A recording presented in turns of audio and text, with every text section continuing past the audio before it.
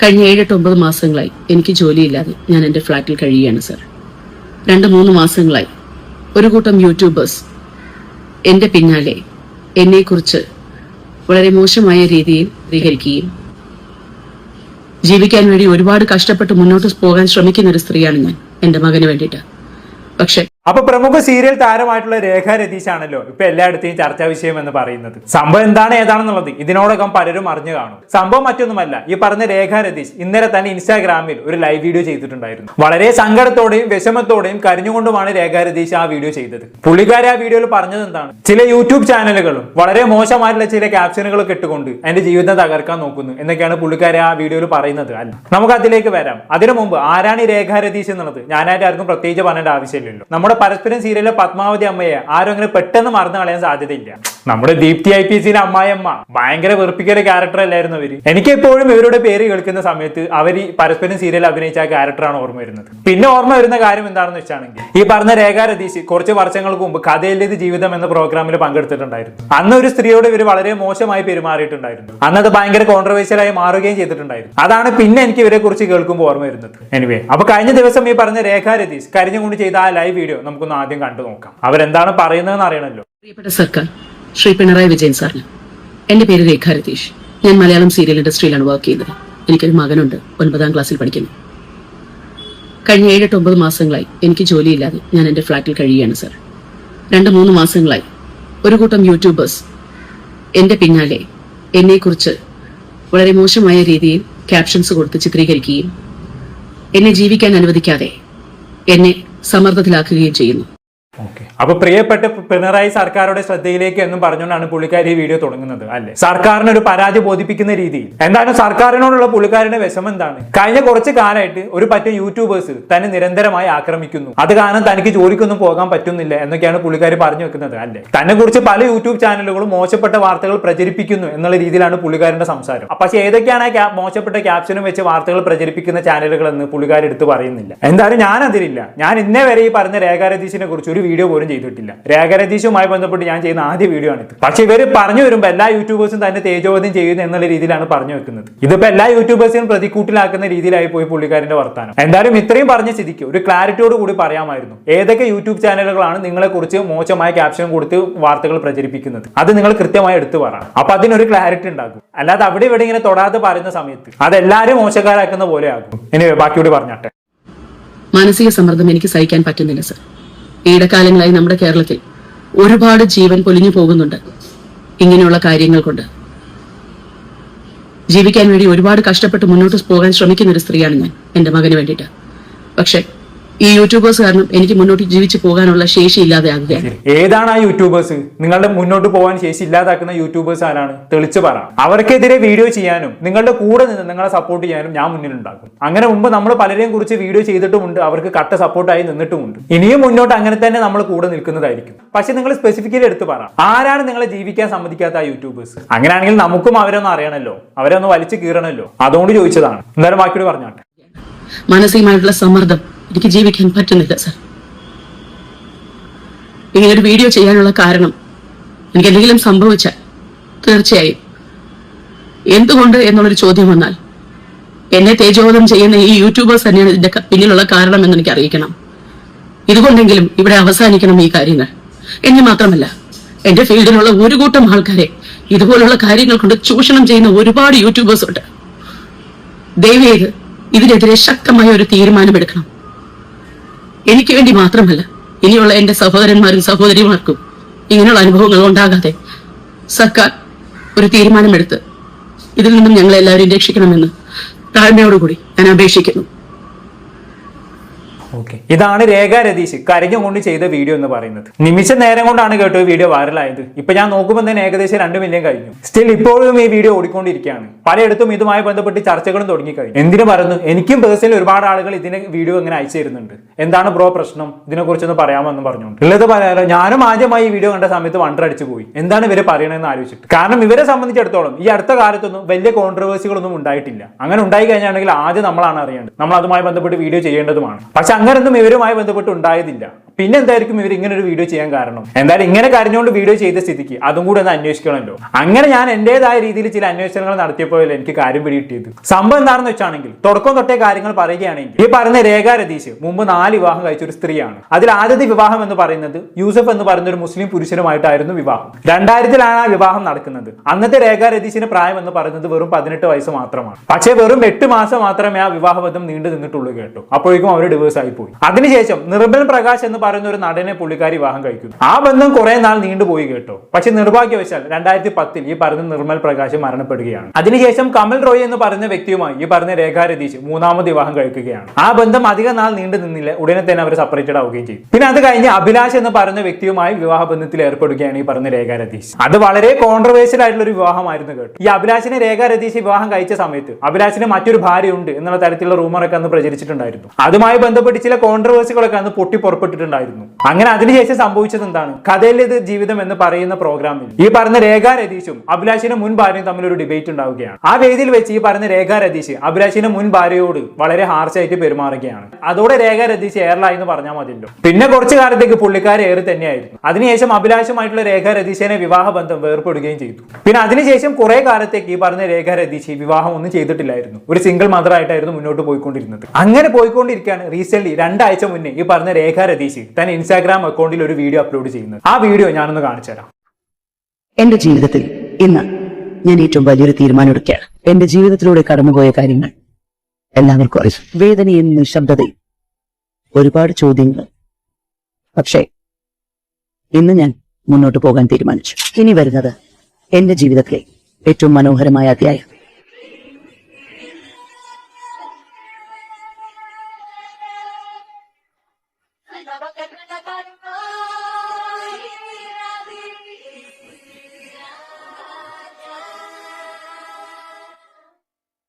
Okay, എന്റെ ജീവിതത്തിൽ പുതിയൊരു അധ്യായം തുടങ്ങാൻ പോവുകയാണ് എന്നാണ് പുള്ളിക്കാരി വീഡിയോയിൽ പറഞ്ഞു വെക്കുന്നത് അല്ലേ. അങ്ങനെ പറഞ്ഞ ഉടനെ തന്നെ ഏതോ ഒരാളെ വിളിച്ച് പുള്ളിക്കാരി സംസാരിക്കുന്നുമുണ്ട്. ഇത് കാണുന്ന ഏതൊരാളും ആദ്യം ചിന്തിച്ചു പോകുന്ന എന്തായിരിക്കും? ഈ പറഞ്ഞ രേഖ രതീഷ് 5ാമത് വിവാഹിതയാകാൻ പോവുകയാണെന്നുള്ളതാണ് അല്ലേ. ഞാൻ ഈ വീഡിയോന്റെ കമന്റ് ബോക്സ് എടുത്ത് നോക്കിയപ്പോഴും അത്തരത്തിലുള്ള കമന്റുകളാണ് വന്നുകൊണ്ടിരിക്കുന്നത്. കൺഗ്രാറ്റ്സ്, പുതിയൊരു അധ്യായം നന്നാവട്ടെ എന്നൊക്കെയുള്ള രീതിയിലുള്ള കമന്റുകളാണ് വന്നുകൊണ്ടിരിക്കുന്നത്. എന്തായാലും രേഖ രതീഷ് ഇങ്ങനെ ഒരു റീൽ അപ്ലോഡ് ചെയ്തതിന് പിന്നാലെ പിന്നെ ഒരുപാട് യൂട്യൂബ് ചാനലുകൾ അതെടുത്ത് ആഘോഷിക്കാൻ തുടങ്ങി. രേഖ രതീഷ് 5ാമത് വിവാഹിതയാകാൻ പോകുന്നു. ഇത് കേട്ടാൽ നിങ്ങൾ ഞെട്ടും. രേഖ രതീഷ് വീണ്ടും വിവാഹിതയാകുന്നു എന്നുള്ള തരത്തിൽ ഓരോ ക്യാപ്ഷനും തമ്മിലൊക്കെ വെച്ച് ഓരോ യൂട്യൂബ് ചാനലുകൾ ഓരോ വീഡിയോസ് ഇടാൻ തുടങ്ങി. എന്തിനു പറയുന്നു? ഒരു ചാനലിൽ 2 പെണ്ണുങ്ങൾ ഇരുന്ന് ഇതിനെക്കുറിച്ച് ചർച്ചകൾ വരെ നടത്തി എന്നുള്ളതാണ്. ഞാൻ ആ ചർച്ച നിങ്ങൾക്ക് കാണിച്ചു തരാം.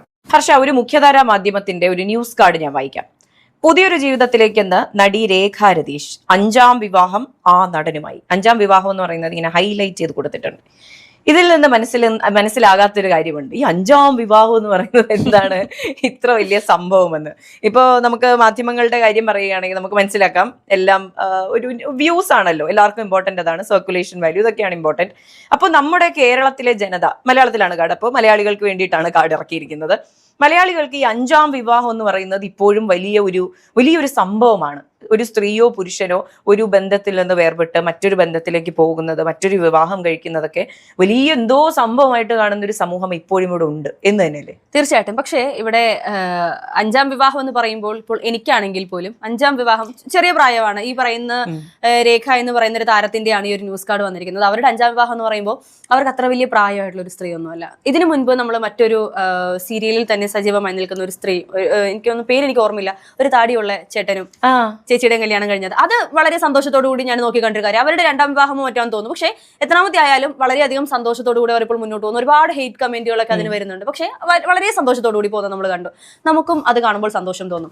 ഇപ്പോൾ ഈ രേഖയുടെ കാര്യമാണെങ്കിൽ പോലും 5ാമത്തെ വിവാഹം എന്ന് പറയുമ്പോൾ സ്വാഭാവികമായും കുറച്ചുകൂടി പ്രായം ഉണ്ടെങ്കിൽ അതിനുള്ള സാഹചര്യം എന്തായിരിക്കും എന്നുള്ളത് ചിന്തിക്കാം. ഇത് ഒരു കല്യാണം കഴിഞ്ഞ് ഇന്നത്തെ സമൂഹത്തിൽ നമുക്കറിയാം, സിറ്റുവേഷൻഷിപ്പ് അല്ലെങ്കിൽ ഒരുമിച്ച് താമസിച്ചോ ഒരുമിച്ച് സ്നേഹത്തോടു കൂടി കുറച്ച് നാൾ മുൻപോട്ട് പോയിട്ട് നമുക്ക് മുന്നോട്ട് പോകാൻ സാധിക്കുമെങ്കിൽ മാത്രം കല്യാണത്തിലേക്ക് എത്തുന്ന ഒരു സാഹചര്യത്തിലേക്ക് ഇപ്പോൾ ഏറെക്കുറെ എല്ലാവരും അങ്ങനെയൊക്കെ തന്നെ ചെയ്യുന്നത്. ഇതിപ്പോൾ 5ാം വിവാഹത്തിലേക്ക് എന്ന് പറയുമ്പോൾ ഇവർ ഈ ന്യൂസ് കാർഡ് 5ാം വിവാഹം എന്ന് ഹൈലൈറ്റ് ചെയ്ത് കൊടുത്തതിൽ നമുക്ക് തെറ്റു പറയാൻ സാധിക്കില്ല. കാരണം ഈ പറയുന്ന താരവും അതിന് ഹൈലൈറ്റ് ചെയ്താണ് കാണിക്കുന്നത് എന്നുള്ളതാണ് യാഥാർത്ഥ്യം. ഇവർ പറയുന്നതാണ് മാധ്യമങ്ങളിലൂടെ പുറത്തു വരുന്നത്. ഞാൻ 5ാം വിവാഹം കഴിക്കാൻ പോകുന്നു എന്ന് പറയുമ്പോൾ രണ്ടാളും കൂടി കാര്യമായിട്ട് ഇന്ന് ചർച്ച നടത്താണല്ലേ. ഒരാൾ പറയുന്നു 5ാം വിവാഹം അല്ലേ, കഴിച്ചോട്ട് അതിനിപ്പോ എന്ത്, എത്ര വിവാഹം കഴിക്കണം എന്നുള്ളത് ഓരോരുത്തരുടെയും പേഴ്സണൽ ചോയ്സ് അല്ലേ, അത് അവരുടെ ഇഷ്ടമല്ലേ എന്നുള്ളത്. എന്നാൽ 2ാമത്തെ വ്യക്തി പറയുന്നത് എന്താണ്? ഇതൊക്കെ ഒരു സിറ്റുവേഷൻഷിപ്പിന്റെ ഭാഗമാണ്. ഇവരിത് കൊട്ടി കോഴിച്ചതുകൊണ്ടല്ലേ ന്യൂസ് ചാനലിൽ ഇതെടുത്ത് ആഘോഷിക്കുന്നത് എന്നുള്ള രീതിയിൽ രീതിയിലായി സംസാരം. എന്തായാലും കാര്യമായിട്ട് രണ്ടാളും ഇത് എന്തൊക്കെയോ ചർച്ച ചെയ്യുന്നുണ്ട്. എന്തായാലും ഇത്തരത്തിലുള്ള ഒരുപാട് വീഡിയോകൾ നമുക്ക് റീസെന്റ് യൂട്യൂബിൽ കാണാൻ പറ്റും. എന്തായാലും പല ഓൺലൈൻ മീഡിയാസിലും ഇത്തരത്തിലുള്ള ചർച്ചകൾ ഇങ്ങനെ തകൃതിയായി പോയിക്കൊണ്ടിരിക്കുന്നതിന്റെ അടുക്കാണ് ഈ പറഞ്ഞ രേഖ രതീഷ് അടുത്തൊരു വീഡിയോയുമായി രംഗപ്രവേശനം ചെയ്യുന്നത്. നമ്മൾ എന്തായാലും ആ വീഡിയോ ഒന്ന് കണ്ടോക്കാം. എന്റെ ജീവിതത്തിലെ ഒരു വലിയ തീരുമാനം അതെന്താണെന്നല്ലേ, അതിന്റെ ഭാഗമായുള്ള ഒരു യാത്രയാണിത്. ഞാൻ മനസ്സുകൊണ്ട് വളരെ ആഗ്രഹിച്ച ആ ഒരു സ്വപ്നം, അതിനുള്ള തയ്യാറെടുപ്പ്. യാത്രയിൽ എനിക്കൊപ്പം ഈശ്വറും കൃഷ്ണയും ഉണ്ടായിരുന്നു. വീടൊക്കെ കൊണ്ട് ഞങ്ങൾ ആകെ ക്ഷീണിച്ചു. പക്ഷേ അതൊന്നും കൊണ്ട് നമ്മൾ തളരില്ലല്ലോ. ക്ഷീണം മാറ്റാൻ വെള്ളമൊക്കെ കുടിച്ച് ഞങ്ങൾ വീണ്ടും യാത്ര തുടർന്നു. അങ്ങനെ ഫൈനലി ഞങ്ങൾ കാഞ്ചീപുരം സാരിയുടെ ഒരു വലിയ ലോകത്തെത്തിപ്പെട്ടു. ഏകദേശം നിങ്ങൾക്ക് കാര്യം ഇപ്പൊ മനസ്സിലായി കാണുമല്ലോ അല്ലേ? ഇനി പറയട്ടെ എന്റെ ആ തീരുമാനം. ദാ ഞാൻ ഇവിടുന്ന് തുടങ്ങിയാണ്. ഞാൻ ബ്രാൻഡിംഗ് പാർട്ണർ ആയിട്ടുള്ള ലോട്ടസ് ലൂം എന്ന ഓൺലൈൻ സാരി ഷോപ്പ്. പർച്ചേസ് എല്ലാം ഓക്കെ ആക്കി. അടുത്ത വീഡിയോയിൽ ലോട്ടസ് ലൂമിന്റെ ലോഗോ റിവീൽ ചെയ്യുന്നതായിരിക്കും. നിങ്ങളുടെ എല്ലാവരുടെയും സപ്പോർട്ടും സ്നേഹവും നിങ്ങൾക്കൊപ്പം ഉണ്ടാവണം. ഇപ്പൊ എങ്ങനെ ഇരിക്കണം? പുള്ളിക്കാര് പുതിയ സാരിന്റെ ബ്രാൻഡ് തുടങ്ങാൻ പോവാണ്. അതിന്റെ പ്രൊമോഷൻ ആണ് പുള്ളിക്കാരി ആദ്യം ചെയ്തത്. അല്ലാതെ പുള്ളിക്കാരന്റെ അഞ്ചാമത്തെ വിവാഹത്തിനെ കുറിച്ചുള്ള റിവ്യൂ ഒന്നുമല്ല. എന്തായാലും പുള്ളിക്കാരൻ ആദ്യത്തെ വീഡിയോ കണ്ട് രേഖ രതീഷിന്റെ 5ാം വിവാഹം വരനെ കണ്ടാൽ നിങ്ങൾ ഞെട്ടും എന്നൊക്കെ പറഞ്ഞ് ചർച്ച നടത്തിയവരാരായി? അതാണ് പറയുന്നത്. എന്തെങ്കിലും കേൾക്കുമ്പോഴേക്കും എടുത്തു ചാടി വീഡിയോ ചെയ്യാൻ നിൽക്കരുത് എന്ന്. കാര്യങ്ങളൊക്കെ മനസ്സിലാക്കിയിട്ട് വേണം വീഡിയോ ചെയ്യാൻ. ഇപ്പൊ നമ്മൾ എല്ലാ ടോപ്പിക്സിലും വളരെ ലേറ്റ് ആയി വീഡിയോ ചെയ്യുന്നതിന്റെ കാരണം നിങ്ങൾക്ക് മനസ്സിലായല്ലോ. കാര്യങ്ങളൊക്കെ പഠിച്ച് സാവധാനം മാത്രമേ നമ്മളൊരു ടോപ്പിക്കിൽ വീഡിയോ ചെയ്യത്തുള്ളൂ. ഇതേമാതിരി എടുത്തു ചാടി വീഡിയോ ചെയ്ത് കഴിഞ്ഞാണെങ്കിൽ ഇതുപോലെ പണി കിട്ടും. അങ്ങനെ മുമ്പ് എനിക്ക് പണി കിട്ടിയിട്ടുമുണ്ട്. അതുകൊണ്ടാണ് പറയുന്നത്. എന്തായാലും പുള്ളിക്കാരന്റെ ഈ വീഡിയോ കണ്ടപ്പോൾ കാര്യമായിട്ട് പുള്ളിക്കാരന്റെ 5ാമത്തെ വിവാഹത്തെ കുറിച്ച് ചർച്ച നടത്തിയ 2 ചേച്ചിമാരാണ് എനിക്ക് ഓർമ്മ വരുന്നത്. എന്തൊക്കെയായിരുന്നില്ല ആ ചർച്ച? ഇത് സിറ്റുവേഷൻഷിപ്പ് ആണോ അതോ പേഴ്സണൽ ചോയ്സ് ആണോ എന്തൊക്കെയായിരുന്നു പറഞ്ഞുകൊണ്ടിരുന്നത്? ഇപ്പൊ എന്തായി? പറഞ്ഞൊരു കാര്യമില്ല. പക്ഷെ കോമഡി എന്താണെന്ന് വെച്ചാണെങ്കിൽ ഇപ്പോഴും ആ ചാനൽ ആ വീഡിയോ കിടക്കുന്നുണ്ട് കേട്ടോ. ഇങ്ങനെ ഒരു വീഡിയോ വന്നതിന് ശേഷവും അവർ ആ വീഡിയോ റിമൂവ് ചെയ്തിട്ടില്ല. കിട്ടേണ്ട ജ്യൂസ് കിട്ടിക്കോട്ടെ എന്ന് അവർ കരുതി കാണും. എന്തായാലും തന്നെ പുതിയ കാഞ്ചീപുരം ബ്രാൻഡിന്റെ ഈ പ്രൊമോഷൻ വീഡിയോ ചെയ്ത് 2 ദിവസം കഴിഞ്ഞാണ് നമ്മൾ നേരത്തെ കണ്ട കരഞ്ഞുകൊണ്ടുള്ള ലൈവ് വീഡിയോ ഈ പറഞ്ഞ രേഖ രതീഷ് ചെയ്യുന്നത്. അതുകൊണ്ട് തന്നെ ഇതുമായി ബന്ധപ്പെട്ട് പല രീതിയിലുള്ള അഭിപ്രായങ്ങളും ഉയർന്നു വരുന്നുണ്ട്. ഒരു വിഭാഗം ആളുകൾ പറയുന്നത് എന്താണെന്ന് വെച്ചാണെങ്കിൽ തന്റെ കാഞ്ചീപുരം ബ്രാൻഡ് ഒരുപാട് ആളുകളിലേക്ക് എത്താൻ വേണ്ടി മനഃപൂർവ്വം ഒരു കോൺട്രവേഴ്സി ക്രിയേറ്റ് ചെയ്തതാണെന്നുള്ളതാണ്. കാരണം ഇങ്ങനെ രേഖ രതീഷ് കരഞ്ഞുകൊണ്ട് വീഡിയോ ചെയ്യുമ്പോൾ അത് ഉറപ്പായിട്ടും വൈറലാവും. അങ്ങനെ വരുന്ന സമയത്ത് രേഖ രതീഷിന്റെ പ്രൊഫൈൽ കുറെയൊക്കെ ശ്രദ്ധിക്കപ്പെടും, കുറെ പ്രൊഫൈൽ വിസിറ്റ് കിട്ടും. അതുവഴി രേഖ രതീഷിന്റെ ബ്രാൻഡിലേക്ക് കുറെ ആളുകൾ എത്തും. അതിനുവേണ്ടിയാണ് യൂട്യൂബേഴ്സിനെ ഇങ്ങനെ ബ്ലെയിം ചെയ്തുകൊണ്ട് വീഡിയോ ചെയ്തത് എന്ന് ഒരു വിഭാഗം ആളുകൾ അഭിപ്രായപ്പെടുന്നുണ്ട്. എന്നാൽ മറ്റൊരു വിഭാഗം ആളുകൾ അഭിപ്രായപ്പെടുന്നത് എന്താണെന്ന് വെച്ചാണെങ്കിൽ രേഖ രതീഷ് ഉള്ളി തട്ടി തന്നെ ആ ലൈവ് വീഡിയോ ചെയ്തതാണ് എന്നുള്ളതാണ്. കാരണം ഇത് ആദ്യമായിട്ടല്ല രേഖ രതീഷ് തനിക്ക് നേരിടേണ്ടി വന്ന സൈബർ ആക്രമണത്തെ അഡ്രസ് ചെയ്തുകൊണ്ട് സംസാരിക്കുന്നത്. ഒരു 7 മാസം മുന്നേ മീഡിയ ഭാരത് എന്ന് പറഞ്ഞ ഒരു യൂട്യൂബ് ചാനൽ കൊടുത്ത ഇന്റർവ്യൂവിലും പുള്ളിക്കാർ ഇതിനെ അഡ്രസ് ചെയ്തുകൊണ്ട് സംസാരിച്ചിട്ടുണ്ടായിരുന്നു. ഞാൻ വേണമെങ്കിൽ അന്ന് പുള്ളിക്കാർ പറഞ്ഞ കാര്യങ്ങൾ ഇവിടെ നിന്ന് വെക്കാം. കാരണം ഞാൻ പൊതുവെ ഒരു യൂട്യൂബ് ചാനൽസിനും ഞാൻ ഇരുന്ന് കൊടുക്കാറില്ല. കാരണം എന്താ വെച്ച് കഴിഞ്ഞാൽ അത് വേറെ ഒന്നും കൊണ്ടല്ല, എൻ്റെ മോനെ ആലോചിച്ച് വേണ്ടി മാത്രമാണ്. ഇപ്പോൾ ഞാൻ ഇതിന് കണ്ടിന്യൂവേഷൻ ആയിട്ട് ഞാനിത് പറയാൻ കാരണവും നിങ്ങൾ തമ്മിൽ ഇടുന്നതിന് മുമ്പേ ആലോചിക്കുക. എനിക്കൊരു മകനുണ്ട്. ആ മകൻ പഠിക്കുന്നത് 9th സ്റ്റാൻഡേർഡ് ആണ്. അവനൊരു സ്കൂളിലാണ്. അവൻ്റെ ഒപ്പം അവൻ്റെ ഫ്രണ്ട്സ് ഉണ്ട്. ആ ഫ്രണ്ട്സിൻ്റെ വീട്ടിൽ ഈ ഇൻ്റർവ്യൂസ് കാണും, ഈ തംബ്നെയിൽസ് കാണും. ഈ തംബ്നെയിൽ അവരുടെ വീട്ടിൽ ഉന്നയിക്കപ്പെടും. അത് ആ കുട്ടികൾ കേൾക്കും. ആ കുട്ടികൾ എൻ്റെ മകനോടൊപ്പം ഷെയർ ചെയ്യും. അവിടെ എൻ്റെ മകൻ എന്ന് പറയുന്ന വ്യക്തി നിൽക്കുന്ന ഒരു സിറ്റുവേഷൻ അത് നിങ്ങൾക്ക് മനസ്സിലാക്കാൻ പറ്റില്ല. അതല്ലെങ്കിൽ നിങ്ങളുടെ വീട്ടിലുള്ള ഒരു കുട്ടിക്ക് അതുണ്ടാവണം. അപ്പോൾ അതുകൊണ്ട് തന്നെയാണ് യൂട്യൂബുകൾക്ക് ഞാൻ കൊടുക്കാത്തത്. ഇന്ന് ഇവിടെ ഞാൻ വന്നിരിക്കുന്നുണ്ടെന്നുണ്ടെങ്കിൽ അത് സജിത്തേട്ടൻ, വത്സമ്മ ചേച്ചി എന്ന് പറയുന്ന 2 വ്യക്തികൾക്ക് ഞാൻ കൊടുക്കുന്ന റെസ്പെക്റ്റാണ്. എൻ്റെ അച്ഛനുണ്ടെങ്കിൽ ഇറങ്ങി പോടി എന്ന് പറയും. അത് ഡെഫിനറ്റ്ലി അവിടെ ഞാൻ ഇവിടെ കയറി വരുമ്പോഴും ഞാൻ സജിത്തേട്ടനെ കാണുമ്പോഴും ഞാൻ കെട്ടിപ്പിടിക്കുമ്പോഴും എൻ്റെ അച്ഛൻ്റെ ഫ്രണ്ട് അതാണ് എനിക്ക് ആദ്യം വരുന്നത്. അപ്പം എൻ്റെ അച്ഛൻ്റെ പ്രസൻസ്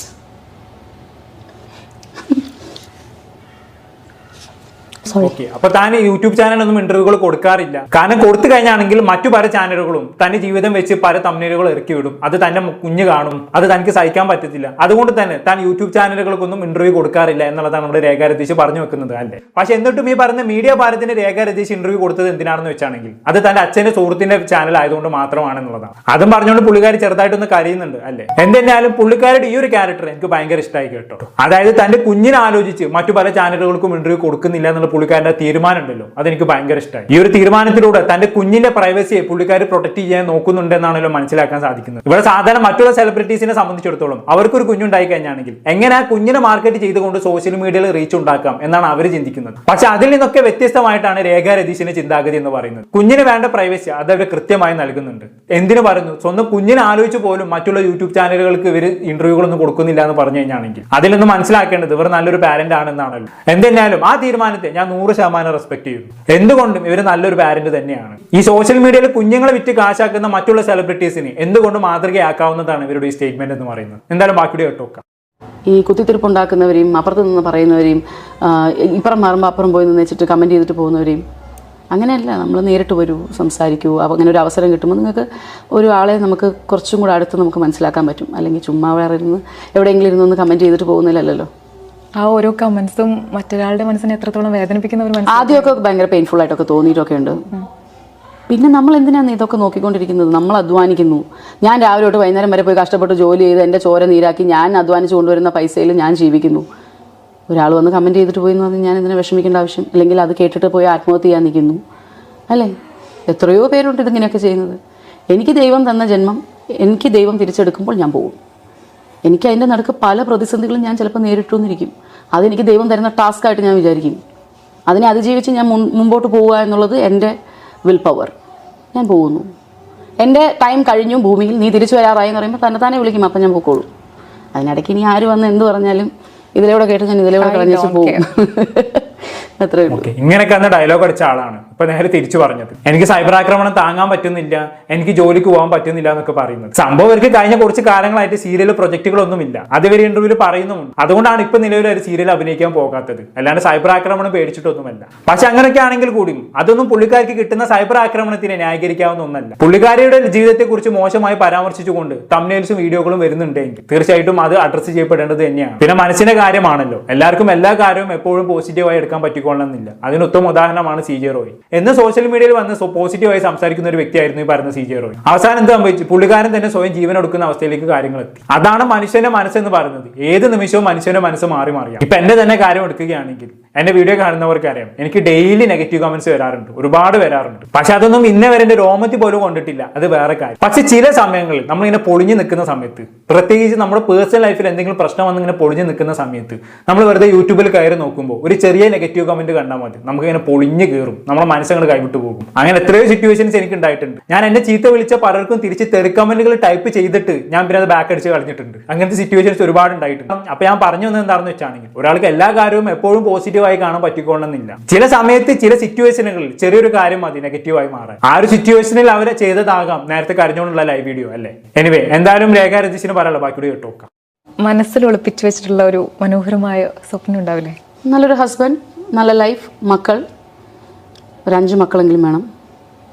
അങ്ങനെയൊക്കെയുള്ളൊരു കോൺസെപ്റ്റൊക്കെ മനസ്സിലുണ്ടായിരുന്നു. ഇപ്പം അങ്ങനെയൊന്നുമില്ല. ഇപ്പോൾ അയാനുമായിട്ട് ഹാപ്പി ആയിട്ട് ജീവിക്കുക, അവൻ്റെ കാര്യങ്ങൾ ചെയ്തു കൊടുക്കുക, അങ്ങനെ പോവുക. ഉള്ള ലൈഫ് ഹാപ്പി ആയിട്ട് സിംഗിളായിട്ട്. ഇപ്പോഴാണ് സത്യം പറഞ്ഞു കഴിഞ്ഞാൽ ജീവിതം മനോഹരം. സീരിയസ്ലി ഇപ്പോൾ ഇങ്ങനെ ഇതിൽ ആയി കഴിഞ്ഞപ്പോൾ ഇപ്പോൾ തോന്നുന്നുണ്ട് ഏറ്റവും നല്ല ജീവിതം ഞാനാണിപ്പോൾ ജീവിക്കുന്നത്.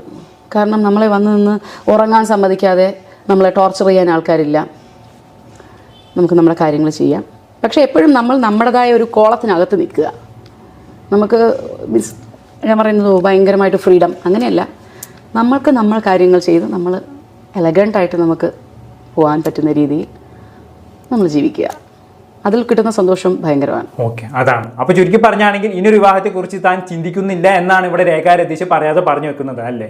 ഇപ്പൊ സിംഗിൾ മദറായി മകന്റെ കാര്യങ്ങൾ നോക്കി അടിച്ചു പൊളിച്ച് ജീവിക്കണം, അത്രേ പുള്ളിക്കാർ പറഞ്ഞു വെക്കുന്നുള്ളൂ. ഇനി ഇത്രയും പറഞ്ഞിട്ട് നാളെ പുള്ളിക്കാർ 5ാമത് വിവാഹത്തെ കുറിച്ച് ചിന്തിച്ചു കഴിഞ്ഞാണെങ്കിൽ ആരും അതിനെ കുറ്റം പറയേണ്ടത് കേട്ടോ. അതൊക്കെ ഓരോരുത്തരുടെയും പേഴ്സണൽ ചോയ്സ് ആണ്. ഇന്ന് ചിന്തിച്ച പോലെ തന്നെ എല്ലാവരും നാളെ ചിന്തിച്ചോളണമെന്നില്ല. ഞാൻ നേരത്തെ പറഞ്ഞ പോലെ മനുഷ്യന്റെ നിലപാടല്ലേ, അതിങ്ങനെ മാറി മറിഞ്ഞുകൊണ്ടേയിരിക്കും. എനിവേ, അപ്പൊ എങ്ങനെയൊക്കെയാണ് കാര്യങ്ങളുടെ ഒരു കിടപ്പ് വശം എന്ന് പറയുന്നത്. ഇനി എന്താണ് ഇതൊക്കെ കേട്ടിട്ട് നിങ്ങൾക്ക് തോന്നുന്നത്? രേഖ രതീഷിന്റെ കരിഞ്ഞുകൊണ്ടുള്ള വീഡിയോ തന്റെ ബ്രാൻഡ് 4 ആളുകളിലേക്ക് എത്താൻ വേണ്ടി ചെയ്ത വീഡിയോ ആണോ, അത് അവർ മനസ്സിൽ തട്ടിക്കൊണ്ട് തന്നെ ചെയ്ത വീഡിയോ ആണോ? എന്താണ് കേട്ട് നിങ്ങൾക്ക് തോന്നുന്നത്? താഴെ കമന്റ് ബോക്സിൽ രേഖപ്പെടുത്തുമല്ലോ. അടുത്തൊരു ടോപ്പിക്കുമായി വീണ്ടും കാണാം. ബൈ.